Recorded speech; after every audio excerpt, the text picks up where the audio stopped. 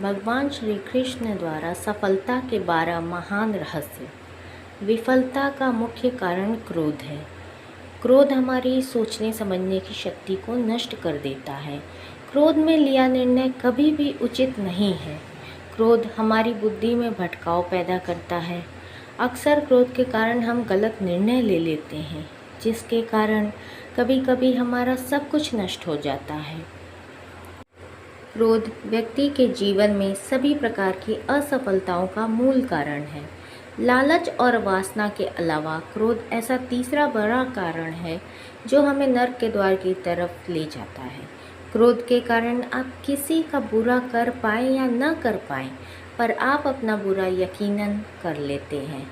यदि आप अपने जीवन में सफलता प्राप्त करना चाहते हैं तो मन को शांत रखते हुए क्रोध को दूर करने का प्रयास करना चाहिए। वो करो जिससे मन शांत हो।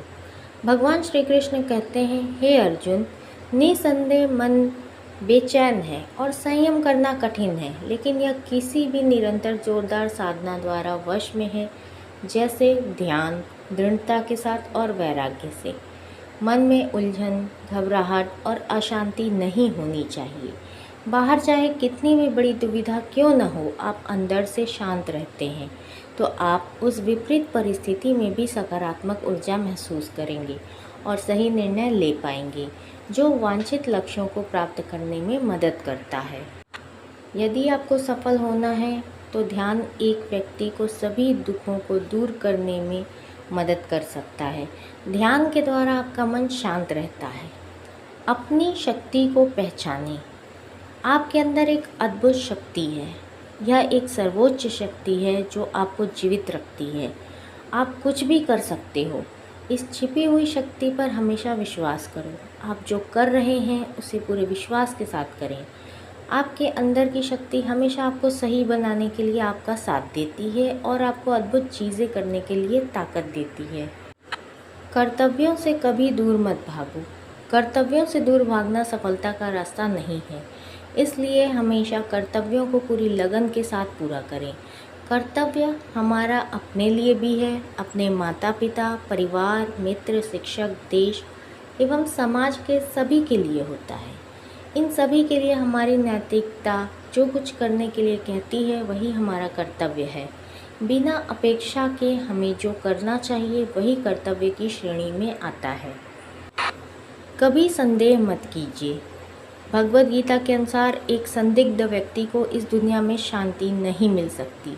संदेह करने वाला व्यक्ति दूसरों पर ही नहीं बल्कि खुद पर भी संदेह करता रहता है और अपने लक्ष्य को कभी भी हासिल नहीं कर पाता। आप जो भी कर रहे हैं उसे पूरे विश्वास के साथ करने से ही आप सफल हो सकते हैं। यदि आपको यह संदेह है कि आप सफल होंगे या नहीं, तो आप अपनी ही सफलता पर संदेह कर रहे हैं। जहाँ संदेह होता है वहाँ विश्वास नहीं होता, इसलिए कभी संदेह मत कीजिए, बल्कि अपने आप पर पूरा विश्वास रखकर आगे बढ़िए। डर का सामना करें। डर से बचने का सिर्फ एक ही तरीका है कि उसका सामना किया जाए। यदि आपके अंदर कुछ खोने का डर रहेगा तो आप कुछ भी बड़ा नहीं कर सकते। किसी भी समस्या का दृढ़ता से सामना करना चाहिए। यह अंदाज़ा लगाना मुश्किल नहीं है कि अगर कोई डर ना हो तो जीवन कितना सुंदर होगा। धार्मिकता के मार्ग पर चलें। महाभारत में एक स्थिति थी जहां अर्जुन दुविधा में थे और वो कृष्ण से पूछते हैं कि क्या वह अपने ही भाइयों के खिलाफ लड़ने के लिए सही है। कृष्ण ने उत्तर दिया कि तुम बुराई से लड़ रहे हो, चाहे वे तुम्हारे भाई ही क्यों ना हो। बुराई को नष्ट करना सही है। चाहे जो भी परिस्थिति हो, हमेशा धार्मिक मार्ग पर चलिए। ध्यान करो और अपनी आत्मा से पूछो कि क्या सही है। आपके अंतरात्मा की आवाज़ भगवान की आवाज़ होती है।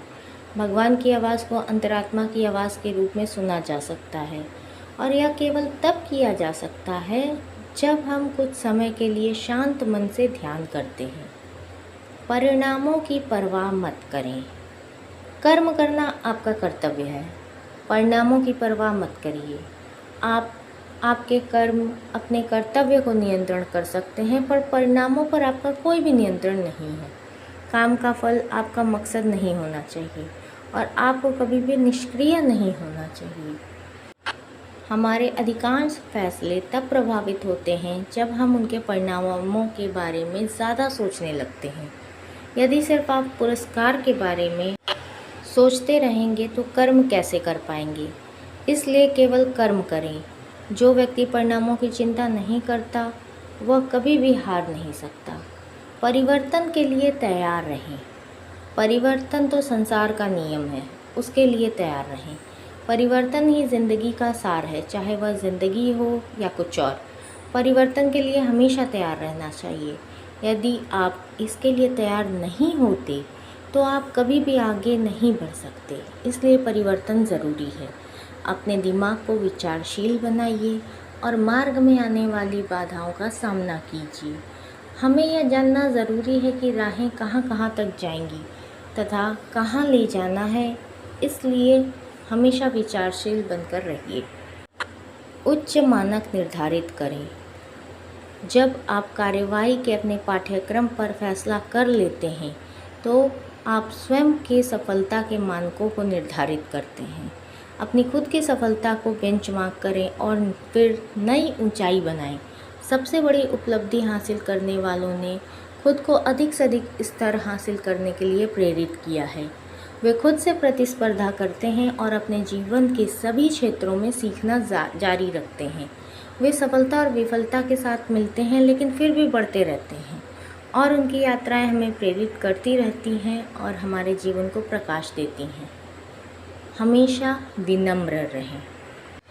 श्री कृष्ण सारी सृष्टि के स्वामी हैं, फिर भी वे विनम्र और अपने बड़ों के प्रति सम्मान दिखाते थे। चाहे उनके माता पिता हों, शिक्षक हों, उनके निर्धन मित्र सुदामा हों, वह उन्हें खुश करने के लिए हमेशा उत्सुक रहते थे।